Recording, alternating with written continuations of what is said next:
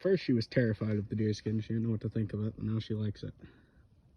That's one of my older ones. That one's more broken, which is why I chose to use it today. But apparently Bella's using it, so I guess I'm gonna have to sit on that plank of wood.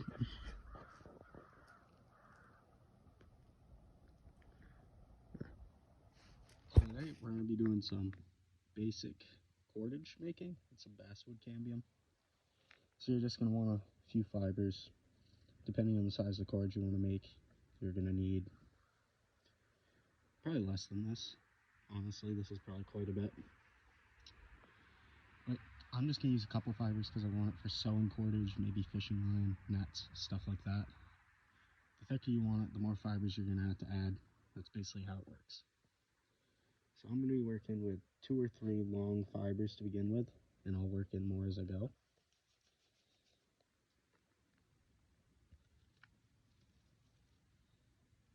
Which should be good. That one's a bit thicker than I want it to be. So you can see it's a bit big. Bella.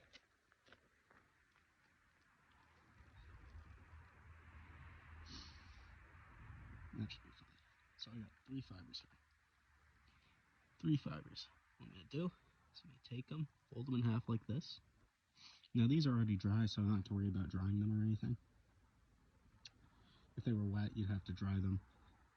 It depends on conditions, what type of fiber you're working with, how long you need to dry them for. We'll probably cover that in future videos. And so I'm right-handed, so I'm going to twist away from me. So you see, twist, flip, twist, flip. Bella! My dog out here and she keeps trying to run off. So you just take your fibers, twist away, turn, twist away, turn. If you're left-handed, I'm not exactly sure. I'm pretty sure it'll be about the same.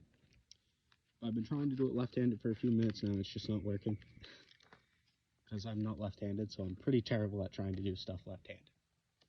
Either way, don't be afraid to let go of it if you need to set it down. As you can see, got a little bit of cord going there. It's a stable cord, it won't go anywhere. It won't unravel or anything like that. So you're just going to keep doing that twist, flip, twist, flip, over and over again. If you want to add in more fibers, which a couple of mine are going to be running out, so I'm going to do that. Basically just going to take whatever fiber you want to add. Find roughly the middle point, doesn't have to be exact.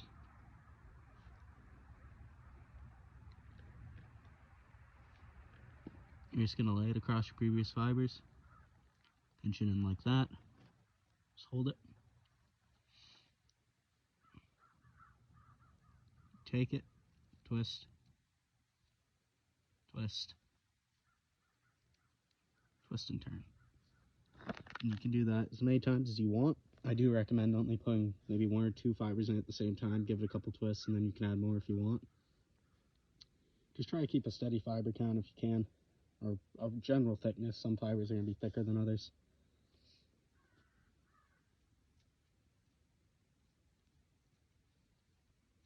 And eventually you'll get to where you're going. You can make this as long as you want. Keep adding fibers. I have a few 10-foot sections of cattail cordage. I will show you how to tie it off once I get to the end of this, which might be a bit, because I want to use all this in one piece. Now, don't worry about this little loop at the end. All natural cordage is going to have that, and in some cases it can actually be useful. Making snares, for example, instead of having to tie a slip knot, you can just stick the other piece of the end of this cordage through there. And you got yourself a pre-made snare, quick and easy.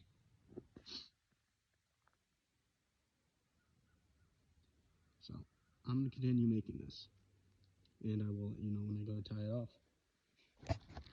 So, when it comes time to finish off your cordage, you take your remaining fibers here, wherever you got left at the end, you're going to kind of just tuck them up in here, so. Just gonna take whatever you have left and kind of just roughly fold it in half, like that. And you're just gonna continue to twist, overlap, twist, overlap. And you're gonna do that until you come to the end of your cord. Bella, don't, please. Thank you.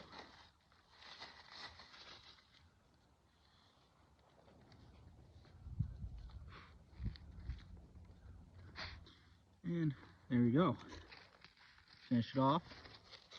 You can trim up the end if you want to, or you can leave it as is.